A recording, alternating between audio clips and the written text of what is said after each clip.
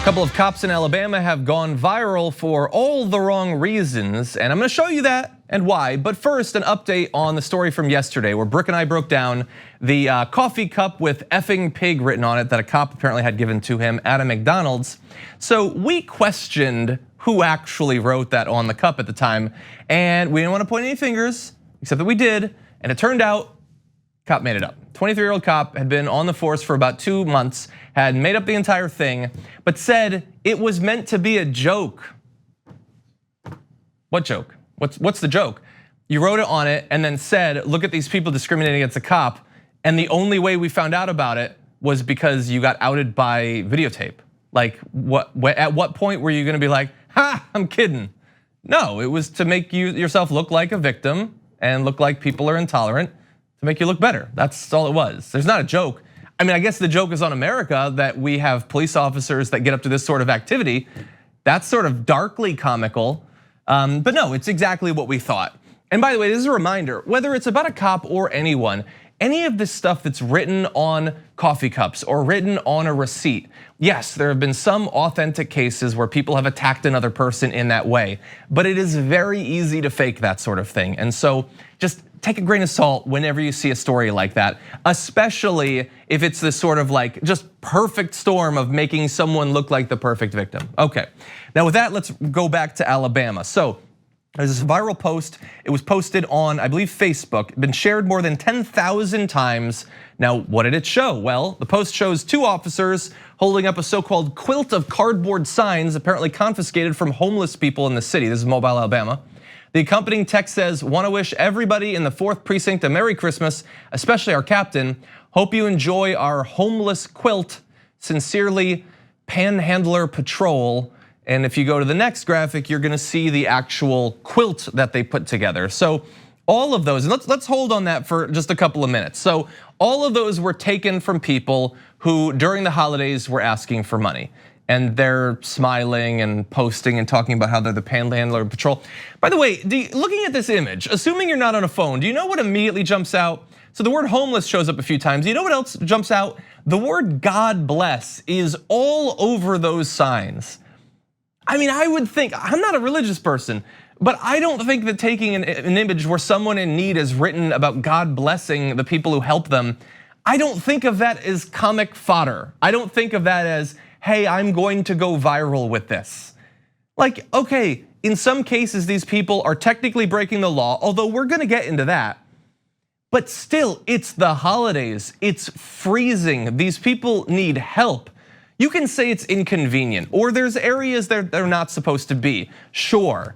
But who thinks that like taking away the thing they're using to make a couple of bucks a day is funny or should be shared? You should be like ashamed of that. That's not something that you use to get some likes or some shares to make a, it's apparently some kind of like in joke in the police department.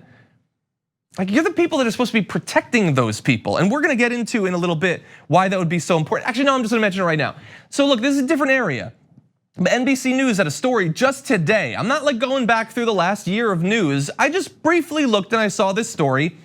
In Louisiana, there's a belief now that the apparently in the past separate killing over the past few weeks of 3 different homeless people might be linked. That there might be a serial killer that is stalking and killing homeless people in Baton Rouge. That's not that far away. And it's a reminder that these people, look, maybe they annoy you or whatever, or it's a bad reminder of the horrible income inequality we have, but they're also victimized on a constant basis. It's not a joke. It's not something viral. It's not something for Instagram. It's serious, and cops are the ones who are supposed to protect them. If you are homeless in Mobile, Alabama, do you feel like if there's someone who wants to go around and kill homeless people, or, I mean, there's constant attacks against homeless people, do you feel safe? Do you feel like the police have your back? How could you think that when they're making jokes about you? Now look, the photo, which was apparently taken inside of the police department itself, not really shockingly, but at the same time shockingly. Now, Mobile Chief of Police Lawrence Batiste, he apparently has a reputation as being an advocate for the homeless community. If that's the case, man, I don't know how your police officers who are serving under you could not know that and could not think, well, this is definitely gonna piss him off considering his reputation. Anyway, he has a statement saying, as a police department entrusted with serving and protecting our community, we offer our sincerest apology for the insensitive gesture of a Facebook post by two of our officers when they're holding up a homeless quilt made of panhandling signs. Although we do not condone panhandling and must enforce the city ordinances that limit panhandling, it is never our intent or desire as a police department to make light of those who find themselves in a homeless state. Rather, our position has always been to partner with community service providers to help those faced with homelessness with hope to improve their quality of life. Okay, that's a good statement. So what are you gonna do? I mean, are they just gonna go back out there and be the Panhandler patrol? Like, I'm not saying they have to be fired or whatever. Like, this is among the lighter things that we've covered on the past week on the damage report in terms of bad behavior by cops, but it's a huge problem. It's a systemic problem. It's not specific just to that city or just to that state. Now let's just talk briefly about the law that they're alluding to there. So Mobile first passed its controversial panhandling law back in 2010. Under the city rule, asking for money is allowed only outside of the downtown area referred to as the visitor's domain. The law was crafted to apply to a small area popular with tourists and visitors in order to comply with federal court decisions that have found citywide bans on begging to be an unconstitutional violation of free speech. A separate section of the ordinance addresses panhandling in the rest of the city. Now, so that basically is, there's previously been attempts in many different states, many different cities to stop panhandling.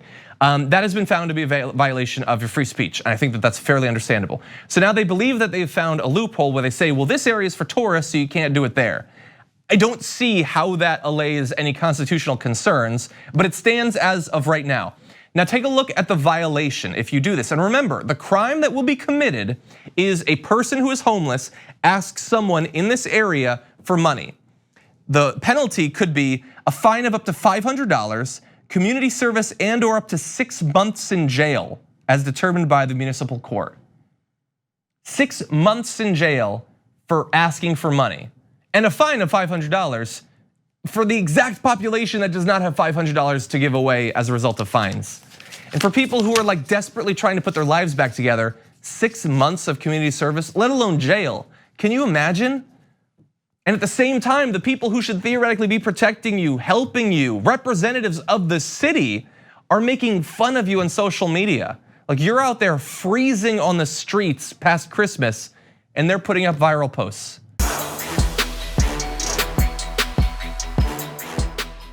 For more political news, breakdowns, interviews, stories of activism, and me trying my hardest to care about the occasional big celebrity news story, subscribe to our YouTube channel at youtube.com/thedamagereport.